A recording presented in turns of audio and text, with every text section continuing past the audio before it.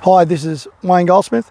I want to talk today about a really important topic, which is coach wellbeing, coach welfare, coach health, fitness, coach mental health. Look at it from any angle, but this is not an easy job. It's a wonderful job. It's a great gig to be out there and helping kids to be all that they can be.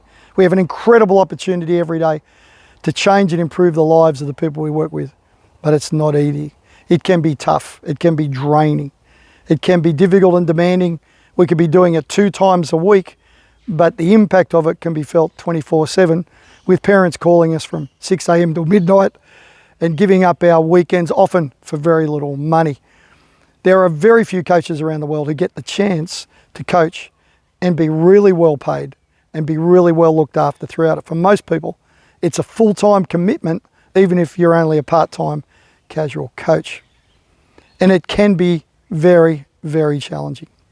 For example, I do a lot of mentoring work, and it's very common. In fact, the most common issue that comes up in my mentoring programs is how to deal with parents who expect too much, parents who want to see their kids improve, parents who don't see boundaries with calling coaches at all hours of the day or night, coaches who feel that no matter what the coach does is not good enough for their child, and they become what I call coach killers. Not literally, but they can really kill coaching enthusiasm and passion because of the relentless nature of some parents, and coaches have to deal with it. So I'm going to give you some suggestions, some ideas for taking care of yourself. First of all, have downtime. No matter what, no matter how important you think it is, you've got to have downtime. That could be turning your phone off as soon as you get home at night. It could be never working on Saturday. It could be always having Wednesdays and Fridays off. Whatever you decide works for you, but have downtime. Take holidays. Always take holidays. And don't do any coaching work while you're away. Take care of your health and fitness. Find a fitness choice that works for you. Maybe walk to the training environment. Maybe do a few laps around the park at the end of training. Maybe get a stationary bike while you're reviewing coaching videos.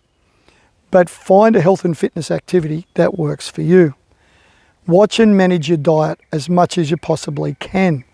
I can't tell you how many coaches I've seen who do 2-hour training sessions in sports like swimming, rowing, athletics, and they'll be out in the full sun for 2 hours and won't drink, won't wear sunscreen, won't wear a hat, and won't eat anything for 2 hours while they're expecting to coach at their absolute best. Doesn't make any sense, and it's certainly not sustainable because we ask for our athletes to be sun smart, to eat and drink foods and to take care of themselves. So it makes sense for coaches to do it as well. And finally, mental health. Look, I can't tell you how many coaches that I speak to who are stressed, who are tired, who are dealing with constant fatigue, who've always got some sort of small health issue, who rely heavily on things like cigarettes, alcohol, social drugs, and other things to deal with the pressure and stress of being a coach. You must know that that's not sustainable. You must know that having a couple of beers on Friday night with your assistant coaches is great, but if you're drinking 4, 5, 6 or more drinks a day because of the pressure and stress of the job of coaching, you might need to go and talk to someone. It's very common, and I've sad to say way too common, for coaches to have short-term and even long-term mental health issues because of the pressures and stress of the job of coaching. So apart from managing your alcohol, managing your health and fitness, have a network of people who have empathy and understand what it is you're going through. People who love you unconditionally, who will listen to you, who will debrief with you. A great coaching colleague of mine said one of the most important things that he ever did was to find a passion outside of coaching that he could be completely invested in. In his case, it was collecting coins. And I know that's not for everybody. But in his case, when he would tour the world with athletes on big competitions, he would go to coin dealers and he'd go to little markets and he'd be relentless trying to find coins. And he said to me, that what it did for him was it gave him an outlet. It gave him something else to think about and focus on, and take him away from that relentless obsession of always thinking about athletes and performance and sports science and coaching and winning and all the things that occupied his mind most of the time. So find a passion away from your sport. So coaches, in summary, this is a wonderful occupation. It's a wonderful job to have, but it's not easy. I get that. Take downtime, have days off, afternoons off, and always take holidays. Have some health and fitness activity that you enjoy doing, riding a bike, going for a walk, going fishing, running, whatever it is, but have something that you can get out and do anywhere that you want. Gym work, doesn't really matter. Something you enjoy doing so that you're more likely to do it. Watch your food, alcohol, hydration. Watch all those simple health things, because they will get away from you, particularly if you've got long training sessions in outdoor environments.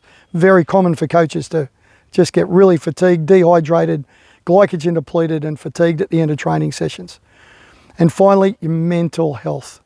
Have a passion away from your sport. Have a mental health service provider that you rely on and you trust and you can go and see. Have a network of people who understand you and your coaching, maybe some coaches outside of your sport that you can talk to and confide in, who've got a level of empathy and understanding. And of course, have a network of people around you who care about you, who love you for the person you are, regardless of the results you get or don't get as a coach. It's Wayne Goldsmith, Sports Thoughts.